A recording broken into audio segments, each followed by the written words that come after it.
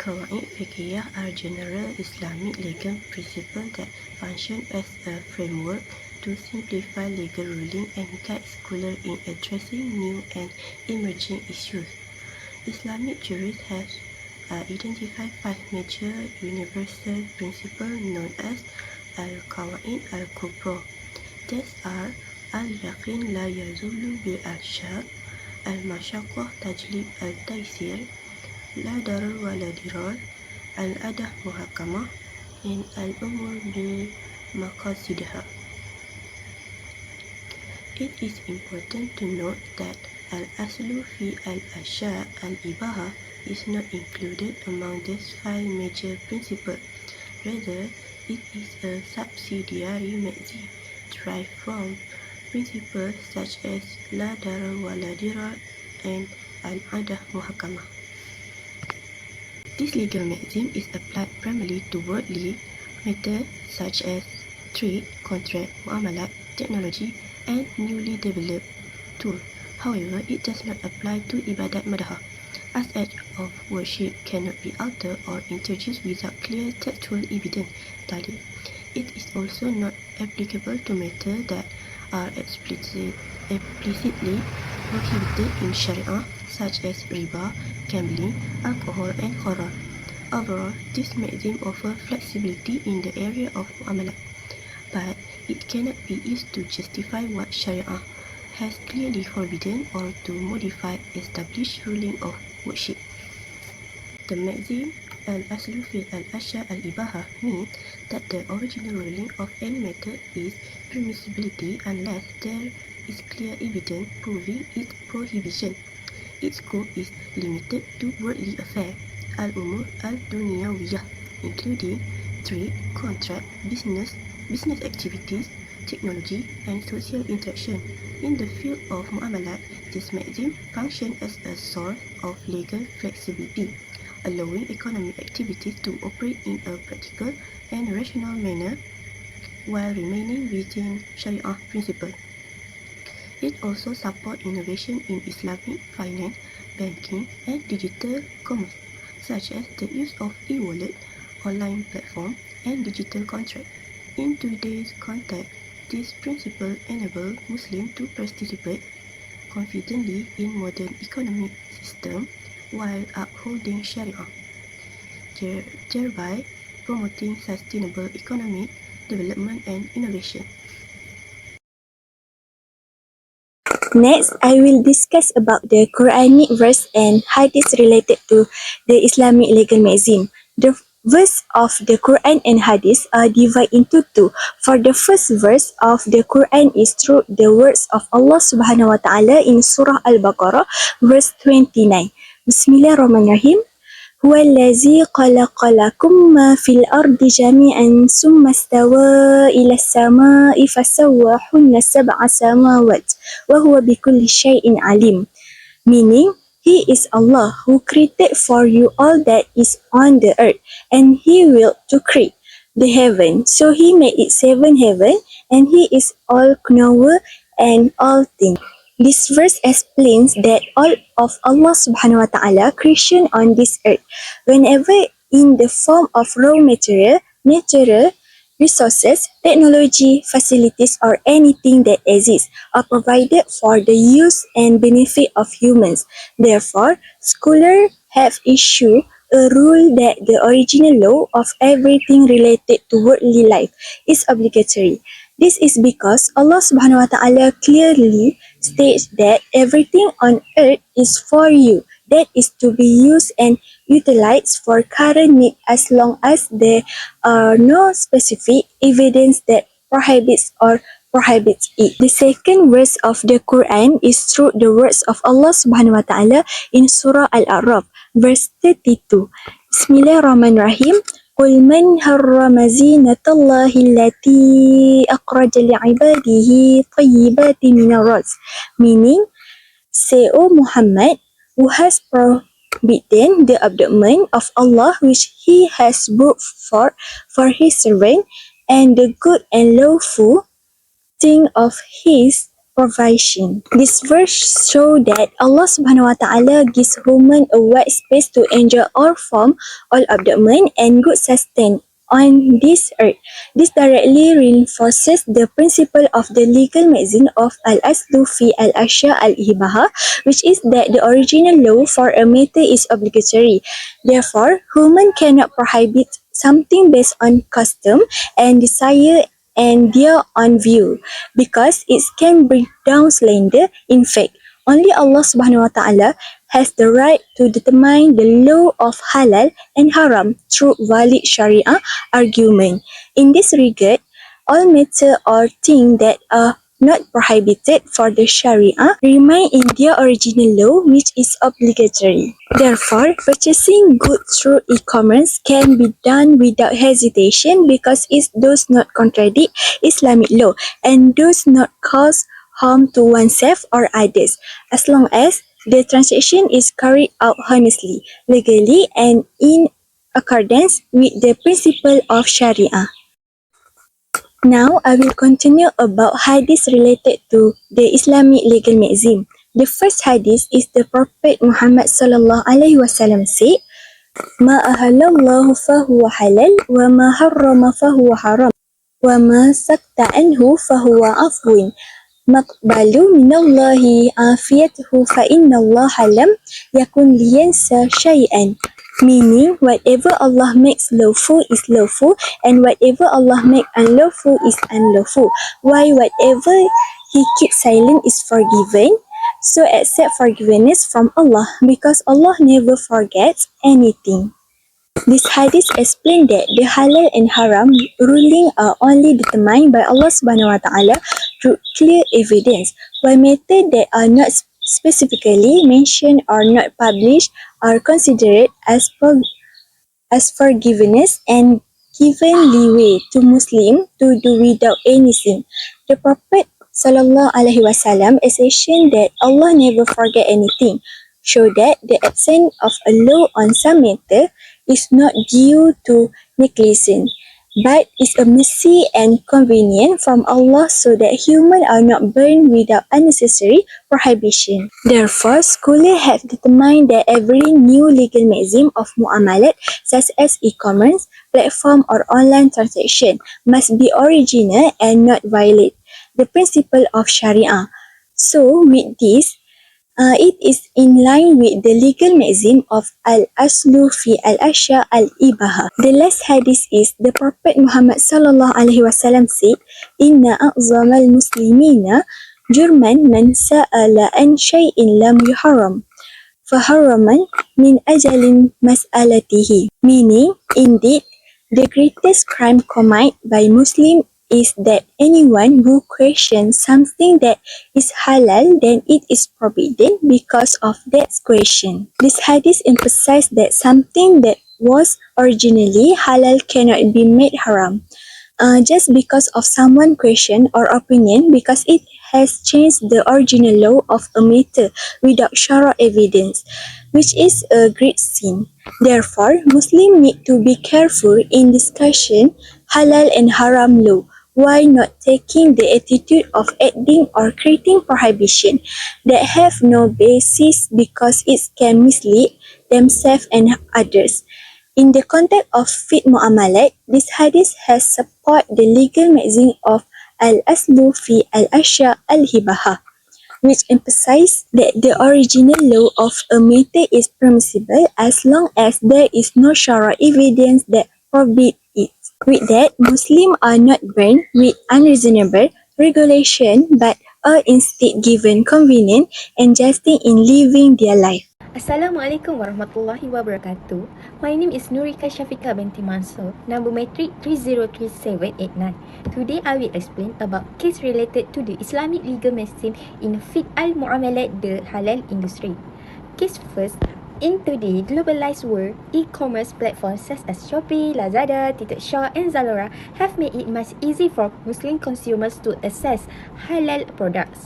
Although this online transaction method did not exist during the time of the Prophet Muhammad, the fiqh principle al-asl fil al-asya al-ibaha state that all matters are permissible unless there is a clear prohibition.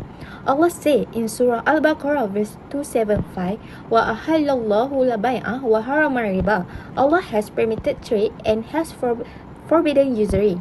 For halal products sold online, clarify and transparency are essential because consumers cannot physically examine the items. Seller must display valid halal certificate, ingredient list, expired date, and processing details. On 20 October 2025, the Ministry of Domestic Trade (KPDN) in Kedah took action against two premises that display halal's logo without proper authorization. They had not obtained certification from JAKIM but still used the halal logo to attract customers. This case highlights the ongoing issue of fake halal logo despite existing laws such as the Trade Discrimination Act 2011. Therefore, even though online transactions are originally permissible, they can become prohibited if they involve deception, fake halal logos, or hiding crucial information. Second case is fraud and transparency in e-commerce from an Islamic legal perspective. Fraud has become one of the biggest challenges in modern e-commerce. This includes selling counterfeit goods, hiding product defects, misleading pricing, using fake image, and posting fake review. The Prophet Muhammad said, "Whoever deceives us is not one of us." Sahih Muslim. Deception, tadlis, and uncertainty often occur when sellers do not provide accurate information. For example, include showing high quality image but sending low quality product, hiding the fact that an item is refurbished, revealing high shipping fees only at checkout, uncertain delivery times. On 18 September 2025, the Muslim Consumers Association of Malaysia (PPIM) raised concerns about counterfeit pristine fish oil being sold on Lazada and Shopee. These fake products contain cheap palm oil instead of genuine omega-3, and they were accompanied by fake halal certificates. This endanger consumer safety and damage trust in the halal industry. In conclusion, although e-commerce is originally allowed, any transaction involving fraud becomes invalid and impermissible in Islam. Third case is installment payment system in e-commerce and involvement of usury. Installment systems such as Atome, Great Pay Later, Shopee X Pay Later, and Shopback Pay Later are becoming increasingly popular. In principle, interest-free installments are allowed in Islam. However, the transaction becomes haram when it involves fixed interest charge, monthly interest, late payment, penalty based on percentage, credit card rollover interest. This fall under riba nasi'ah, which is strictly prohibited. The growing trend of buy now pay later (BNPL) raised further issues. Many users, especially from the B40 income group, fall into debt, lack of clear contract terms and hidden charges, late fees that resemble riba, overspending due to easy access to credit, lack of proper regulation for BNPL providers. Although some consumer protection regulation exists, many BNPL services still lack proper Sharia compliance. Without clear transparency and strong enforcement, this system can lead to financial harm and violate Islamic principles. For our last case is online trade involving haram products. Another major issue is the sale of clearly haram items online, such as alcoholic beverage, pork products, illegal vapes, pornography, drugs, and unregistered medicines. The Prophet Muhammad said, when Allah forbids something, He also forbids its price. This means the sale of haram items is prohibited and the money earned from them is also haram. Therefore, the principle al-asl fil al-ashya al-ibaha does not apply to matters that have explicit textual prohibition. On 23 August 2025, Malaysia removed over 700 illegal pharmaceutical products being sold online during Interpol Operation Penya SVII. Many of these were counterfeit, unregistered, or misleading advertised, posing serious health risks. Some sellers even hid their identities, making consumer protection difficult. This proves that real e-commerce itself is permissible. It cannot be used as a platform to market prohibited or harmful products. Conclusion for this case is, this case shows that although modern online transactions are generally permissible, they must comply with Sharia principle. Any element of fraud, riba, deception, or involvement with haram products can change a permissible transaction into a prohibited one. Next, I will explain the application of the cases based on the issue provided. In the context of e-commerce and Sharia compliant in halal product trade, all buying and selling activity conducted online must adhere to Islamic law, where products offered for sale must possess a valid halal certificate recognized by JAKIM, and their halal status is considered valid unless proven otherwise with strong and reliable evidence. Therefore, e-commerce platform bear the responsibility to monitor and detect products displaying fake halal logos, inaccurate or misleading information, or fraudulent selling practice, as well as to provide refund or return when the product differ from the advertisement, and to remove any item suspected of being non-halal or using fake halal certification. In addressing the issue of fraud and transparency in e-commerce, Islamic law Sharia requires transparency in all transactions to protect consumer rights and ensure justice, where goods, price, and contractual term akad must be clearly stated, mutually agreed upon, and free from ambiguity, gharar, or deception. To achieve this, strict regulation of product ingredient and labeling, stronger law to eliminate gharar in online transaction, periodic monitoring of seller and listed product, and firm action against fraudulent sellers are necessary to uphold the principle of justice and transparency in Islam, and to prevent e-commerce platform from becoming dumping ground for problematic products.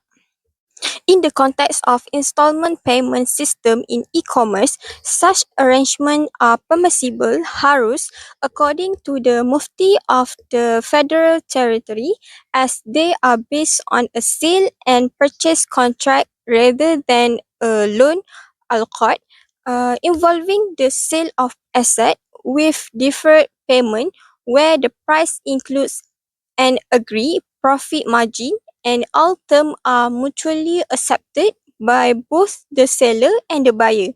For Sharia compliant, the transaction must involve only one clear contract with clearly specified goods, price or value, payment period, and a valid mutual agreement, ijab and qabul, established at the beginning of the transaction. In online trade involving haram products, selling unlawful goods for profit is strictly forbidden in Islam, such as transactions are illegal and not blessed, and any prohibited item sold unknowingly must be removed immediately once discovered, in line with the Islamic obligation to prevent harm. Therefore, e-commerce platforms are responsible for preventing the spread of illegal and harmful goods by closing loopholes that allow prohibited items to be sold, requiring sellers to clearly list and declare their products with accurate categories and prior review, strengthening law and enforcement mechanism, and imposing heavier penalties on both platforms that permit illegal trade and traders who sell prohibited goods. In conclusion, the principle of al-aslu fi al-asya al-ibaha highlight that all economic activities are originally permissible unless clearly prohibited by Sharia. This principle allows Muslims to engage in modern digital transactions such as e-commerce and online payment with confidence. However, the transaction must be conducted honestly, transparently, and fairly, while avoiding elements such as fraud and riba. By adhering to this guideline, Muslims can benefit from technological advancement while ensuring ethical practice and gaining the blessing of Allah into this economic landscape.